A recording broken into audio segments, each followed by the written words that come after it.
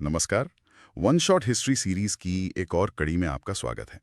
आज हम भारत की एक बहुत ही पेचीदा और सदियों पुरानी सामाजिक सच्चाई, जाति व्यवस्था को समझने की कोशिश कर रहे हैं।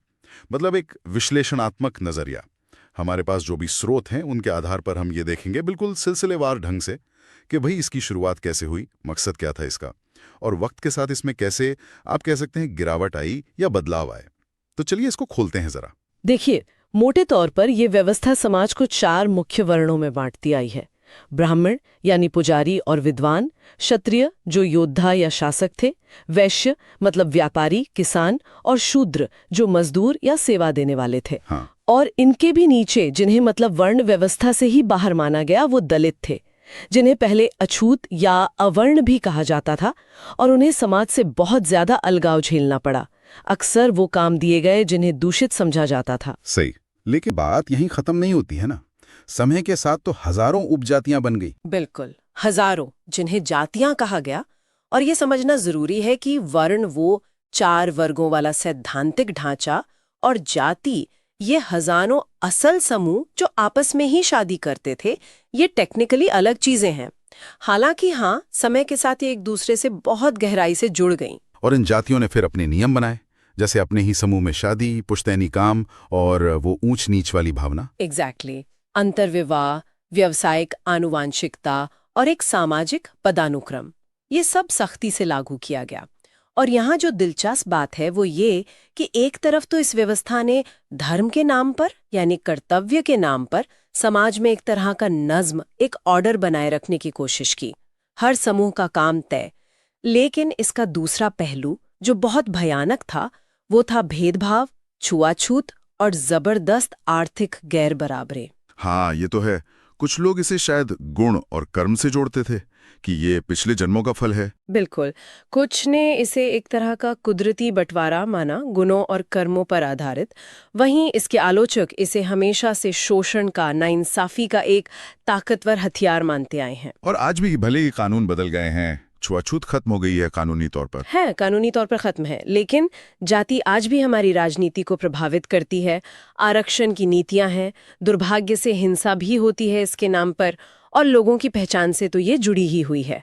हालांकि हाँ, शहरों में या ग्लोबलाइजेशन की वजह से इसकी पकड़ कुछ ढीली जरूर हुई है। तो ये सब शुरू कहाँ से हुआ? मतलब इसकी जड़ें कहाँ हैं? इस पर तो काफी बहस है शायद। हाँ, इस पर विद्वानों में काफी माथापच्ची है। कोई एक सीधी कहानी नहीं है।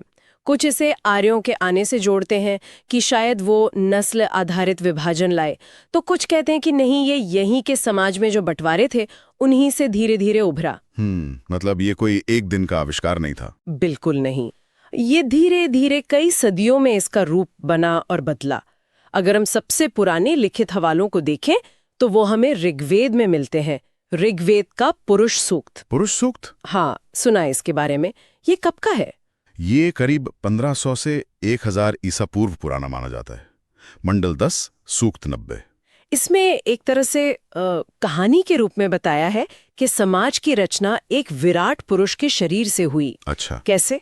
कि ब्राह्मण मुख से निकले, ज्ञान का प्रतीक; क्षत्रिय भुजाओं से, ताकत का प्रतीक; वैश्य जांघों से, व्यापार और खेती; और शूद्र पैरों से, यानी सेवा करने वाले। दिलचस्प। लेकिन ये तो एक प्रतीकात्मक कहानी लगती है। क्या शुरुआत में ये इतनी कठोर थी? यही बात है। ज्यादातर विद्वान मानते हैं कि शुरुआती वैदिक काल में ये वर्ण व्यवस्था शायद उतनी कठोर नहीं थी। ये जन्म के बजाय काम, काबिलियत, हुनर पर ज्यादा आधारित थी। और सामाजिक गतिशीलता, मतलब एक वर्ण से दूसरे में जाना संभव था, ऐसे उदाहरण भी मिलते हैं। अच्छा। जैसे हाँ, कुछ ग्रंथों में ऐसे जिक्र हैं जहां शूद्र राजा बने या विद्वान बने। ये वो दौर था जब इंडो आर्यन समूह भारत आए, ऐसा माना जाता है। और कुछ थ्योरीज ये कहती हैं कि शायद उन्होंने यहाँ पहले से रह रहे लोगों पर अपना त्रिस्तरीय विभाजन थोपा होगा। पुजारी, योद्धा, आम लोग। और जो यहाँ के मूल निवासी थे, जैसे द्रविड़ या आदिवासी समूह, उन्हें शायद शूद्र वर्ग में शामिल कर लिया गया। ये तो बहुत दिलचस्प है। मतलब एक कहानी को बाद में इतना सख्त बना दिया गया। अच्छा, आजकल जो जेनेटिक स्टडीज होती हैं वो क्या कहती हैं इस बारे में? क्या ये आर्य आगमन या मिश्रण वाली बात सही निकलती है? हाँ, कुछ हद तक जेनेटिक्स इस तस्वीर को थोड़ा और साफ करती है, पर उलझाती भी है। स्टडीज से पता चलता है कि आज के भारतीयों में दो मुख्य प्राचीन आनुवंशिक समूहों का मिश्रण है। एक है पैतृक उत्तर भारतीय यानी ANI, जिसे अक्सर बाहर से आए इंडो यूरोपियन भाषा बोलने वालों से जोड़ा जाता है, और दूसरा है पैतृक दक्षिण भारतीय यानी ASI, जिसे यहाँ की मूल आबादी माना जाता है। और इसका जाति से क्या कनेक्शन निकला? दिलचस्प बात यह है कि आमतौर पर ऊंची मानी जाने वाली जातियों में ANI का हिस्सा ज्यादा मिलता है और निचली जातियों और दक्षिण भारतीय समूहों में ASI का। ओह अच्छा। हाँ, लेकिन ये तस्वीर भी सीधी नहीं है। जैसे अगर हम मातृवंश देखें, माँ से मिलने वाला MTNA, तो उसमें पश्चिमी यूरेशियाई मूल सिर्फ 20-30% है। ये किसी एक बड़े आर्यन आक्रमण के बजाय कई अलग अलग समय पर हुए प्रवासन और मिश्रण की तरफ इशारा करता है। मामला काफी जटिल है। और कुछ इतिहासकार तो इसे नस्ल से नहीं जोड़ते, इरफान हबीब जैसे। बिल्कुल, इरफान हबीब जैसे इतिहासकार तर्क देते हैं कि ये व्यवस्था नस्ल से ज्यादा खेती किसानी वाले समाजों में पैदा हुए आर्थिक बंटवारे का नतीजा थी कि जमीन किसके पास है, कौन मजदूरी कर रहा है, इससे ऊंच नीच बनी। समझ गया। तो ये जो शुरू में थोड़ी लचीली व्यवस्था थी, ये वक्त के साथ इतनी कठोर और जन्म आधारित कैसे हो गई? क्या वजह थी? ये कठोरता हमें बाद के वैदिक काल और खासकर उत्तर वैदिक काल यानी लगभग 1000 से 500 ईसा पूर्व के बीच बढ़ती हुई दिखती है। उपनिषदों और उससे भी ज्यादा धर्मशास्त्रों में, जैसे मनुस्मृति जो करीब 200 ईसा पूर्व से 200 ईस्वी के बीच लिखी गई, इसके नियम कायदे बहुत सख्त हो गए। मनुस्मृति में तो काफी विस्तार से नियम है शायद। हाँ, बहुत विस्तार से। जन्म पर आधारित पुश्तैनी व्यवस्था मजबूत हुई। अलग अलग वर्णों के बीच शादी पर पाबंदियां लग गईं।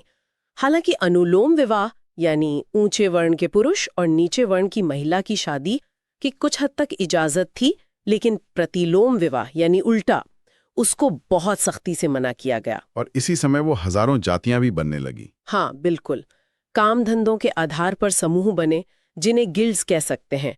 अलग अलग कबीले समाज में शामिल हुए, क्षेत्रीय भिन्नताएं थीं। इन सब वजहों से हजारों जातियां या उपजातियां बन गईं। मध्यकाल आते आते तो इनकी संख्या 3000 से भी ज्यादा बताई जाती है। 3000? बाप रे। और इसी दौर में वो अस्पृश्यता यानी छुआछूत की घिनौनी सोच भी पनपी। ये खास तौर पर उन कामों से जुड़ी थी जिन्हें अपवित्र या दूषित माना जाता था, जैसे मरे हुए जानवरों को हटाना, सफाई करना वगैरह। चांडाल जैसे समुदायों का जिक्र आता है इसी संदर्भ में। इसकी उत्पत्ति पर भी बहस है शायद कि ये क्यों शुरू हुई। हाँ, इस पर भी अलग अलग मत हैं। कुछ इसे ब्राह्मणों के कर्मकांडों और शुद्धता अशुद्धता की धारणाओं से जोड़ते हैं, कुछ इसे आर्थिक विशेषज्ञता और काम के बंटवारे का नतीजा मानते हैं। मार्क्सवादी नजरिए से देखें तो ये एक वर्ग का दूसरे पर शोषण है, धर्म की आड़ में। और पारंपरिक हिंदू नजरिया इसे ईश्वर की बनाई व्यवस्था मानता है समाज के संतुलन के लिए। उफ। तो मध्यकाल तक ये व्यवस्था बहुत ज्यादा जटिल और कठोर हो चुकी थी। फिर मध्यकाल और उसके बाद जब अंग्रेज आए, उस दौरान क्या हुआ? ये और भी बिगड़ी या कुछ सुधार हुआ? हाँ, मध्यकाल में मतलब मोटे तौर पर 8वीं से 18वीं सदी जब बड़े साम्राज्य कमजोर पड़े तो छोटे छोटे क्षेत्रीय राज्य उभर कर आए। इन राज्यों ने अक्सर अपनी ताकत बढ़ाने के लिए ब्राह्मणों और योद्धा जातियों को जमीनें दान में दी, लैंड ग्रांट्स। अच्छा, जमीन देने से क्या हुआ है? इससे जाति व्यवस्था और मजबूत हुई, क्योंकि जमीन पर कब्जा और सामाजिक रुतबा ये दोनों जुड़ गए। अपने समूह में शादी और पुश्तैनी काम करने के नियम और भी पक्के हो गए। सामंतवाद यानी जमींदारी व्यवस्था ने इस गैर बराबरी को और गहरा कर दिया। निचली जातियां अक्सर बंधुआ मजदूर जैसी हो गईं। और फिर इस्लामी आक्रमणों का क्या असर हुआ, सल्तनत और मुगल काल का? उसका असर मिला जुला रहा। कुछ लोगों ने शायद जाति व्यवस्था से बचने के लिए धर्म बदला, इस्लाम कबूल किया। लेकिन मजे की बात यह है कि भारतीय उपमहाद्वीप में धर्म बदलने के बाद भी कई मुस्लिम समुदायों में समाज ऊंच नीच और जाति जैसे बंटवारों में बटा रहा। अच्छा, मुसलमानों में भी? हाँ, जैसे अशरफ और अजलाफ। अशरफ मतलब जो ऊंची मानी जाने वाली, अक्सर विदेशी मूल की जातियां थीं, और अजलाफ मतलब जो नीची मानी जाने वाली स्थानीय मूल की जातियां। ये शब्द शायद सबने ना सुने हो, पर ये दिखाते हैं कि सामाजिक बंटवारा धर्म बदलने से पूरी तरह खत्म नहीं हुआ। लेकिन क्या इस बढ़ती हुई कठोरता के खिलाफ कोई आवाज नहीं उठी? लोगों ने इसे बस मान लिया? नहीं, ऐसा बिल्कुल नहीं है। खासकर मध्यकाल में भक्ति आंदोलनों ने इसे जबरदस्त चुनौती दी। हाँ, भक्ति आंदोलन, कबीर, रविदास। बिल्कुल, कबीर, रविदास, तुकाराम, चैतन्य महाप्रभु जैसे संत, इन्होंने जन्म के आधार पर भेदभाव का विरोध किया। कहा कि ईश्वर की नजर में सब बराबर हैं, सिर्फ सच्ची भक्ति मायने रखती है। उन्होंने आम लोगों की भाषा में बात की, सामाजिक बराबरी का संदेश दिया। इसका काफी असर भी हुआ। लेकिन फिर भी ये व्यवस्था बनी रही। हाँ, समाज में ब्राह्मणवादी सोच और जाति की जड़ें इतनी गहरी थीं कि ये व्यवस्था काफी हद तक बनी रही।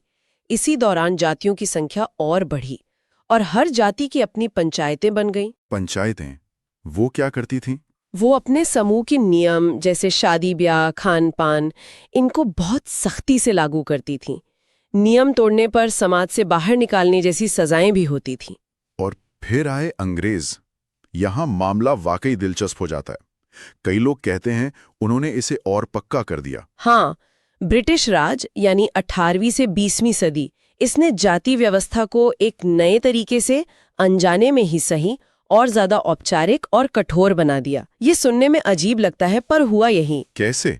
उन्होंने क्या किया? उन्होंने 1871 से नियमित जनगणना यानी सेंसस कराना शुरू किया। अब प्रशासन चलाने के लिए, टैक्स लेने के लिए उन्हें लोगों को गिनना और बांटना था। तो उन्होंने बड़े पैमाने पर लोगों से उनकी जाति पूछी और उसे सरकारी रिकॉर्ड में दर्ज किया। अच्छा, तो सेंसस से ये पक्का हो गया? हाँ, एक तरह से। जो पहचानें पहले शायद ज्यादा लचीली थीं, ज्यादा स्थानीय थीं, उन्हें उन्होंने पक्के अखिल भारतीय लेबलों में बदल दिया। इससे लोगों के दिमाग में अपनी जाति की पहचान और गहरी हो गई। ये तो मैंने सोचा ही नहीं था। और इतना ही नहीं, अंग्रेजों ने सेना में भर्ती के लिए कुछ खास जातियों को मार्शल रेस यानी लड़ाकू कौम का दर्जा दिया। हाँ, ये सुना है, मार्शल रेस। इससे भी कुछ जातियों को दूसरों पर बढ़त मिली। एक तरह से जातीय भेदभाव को सरकारी ठप्पा मिल गया। और कुछ लोग मानते हैं कि इस पूरी वर्गीकरण की प्रक्रिया ने उनकी फूट डालो और राज करो की नीति में भी मदद की। लेकिन क्या इसका कोई दूसरा पहलू भी था? क्या अंग्रेजी राज में कुछ सुधार भी हुए? हाँ, बिल्कुल। सिक्के का दूसरा पहलू भी है। अंग्रेजी शिक्षा फैली, ईसाई मिशनरियों ने काम किया, इससे समाज सुधार के नए विचार आए। इसी दौर में ज्योतिबा फूले जैसे महान समाज सुधारक हुए। उन्होंने ब्राह्मणों के दबदबे की तीखी आलोचना की, निचली जातियों, खासकर महिलाओं की शिक्षा के लिए जबरदस्त काम किया। तो मतलब अंग्रेजों ने इसे बनाया नहीं, पर मजबूत कर दिया। इस पर बहस है। हाँ, इस तरह इतिहासकारों में बहस है। क्या उन्होंने इसकी कठोरता का आविष्कार किया या पहले से मौजूद ढांचे को अपने फायदे के लिए और मजबूत और व्यवस्थित कर दिया?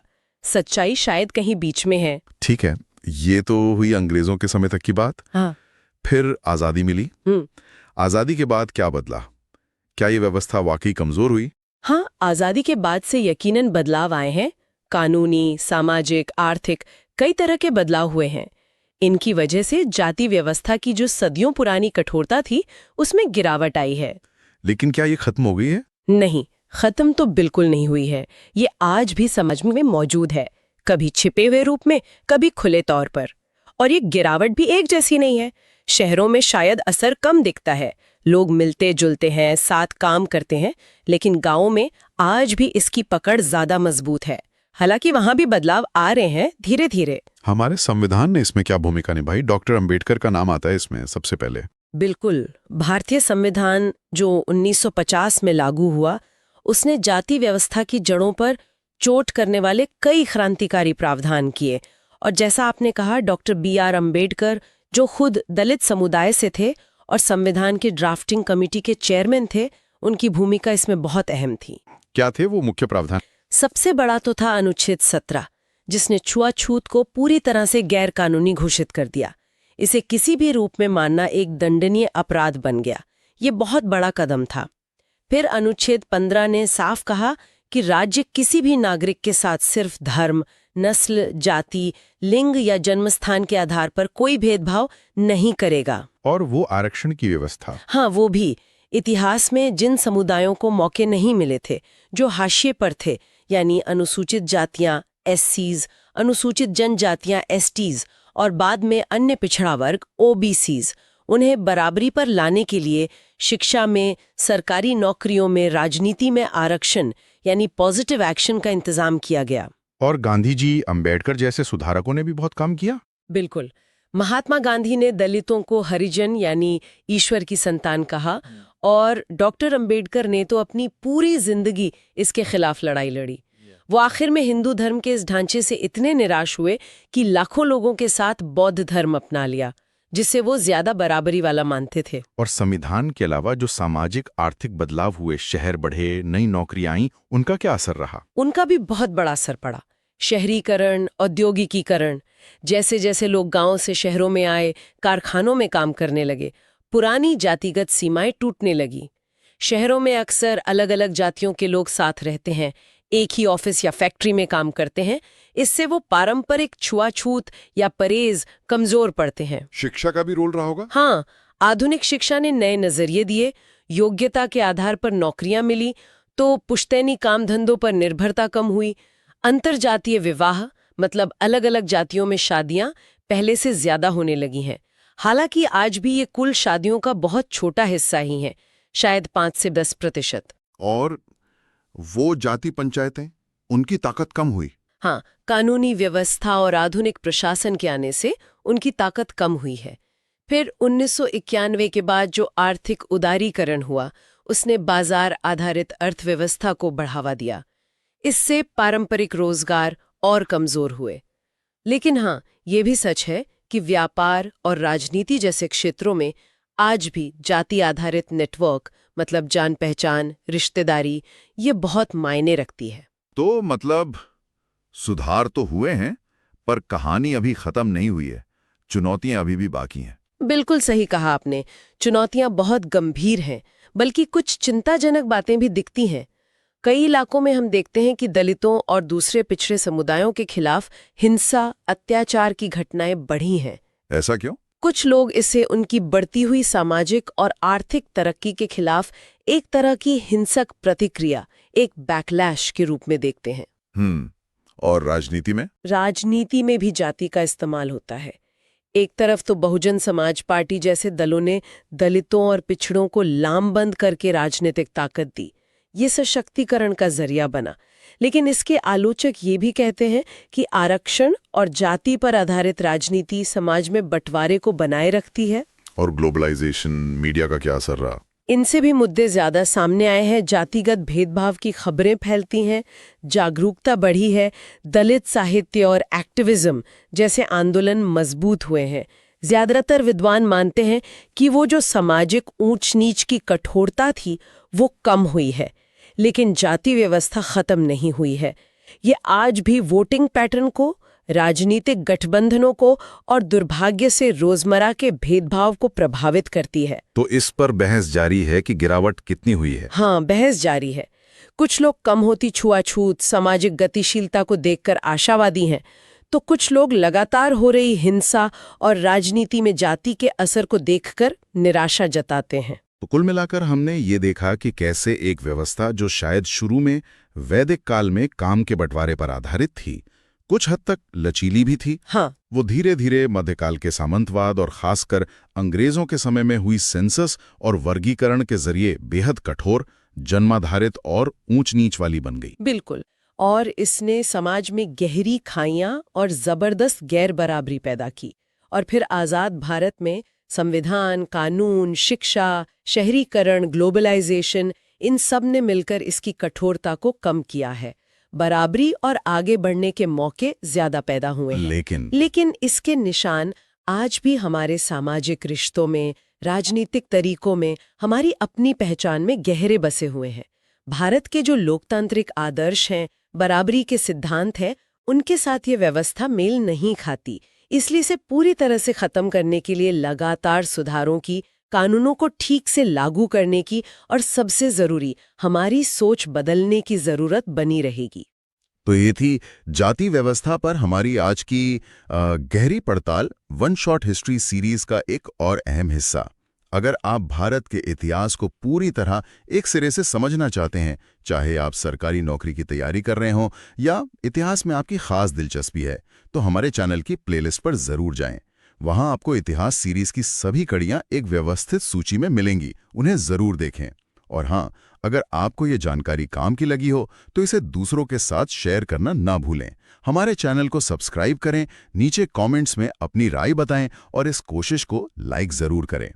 अगली बार तक सीखते रहें और हाँ, सोचते रहिएगा, क्या कभी ऐसा समाज बन पाएगा जहां जाति सिर्फ इतिहास की किताबों में रह जाए, या ये किसी न किसी नए रूप में हमेशा हमारे साथ रहेगी।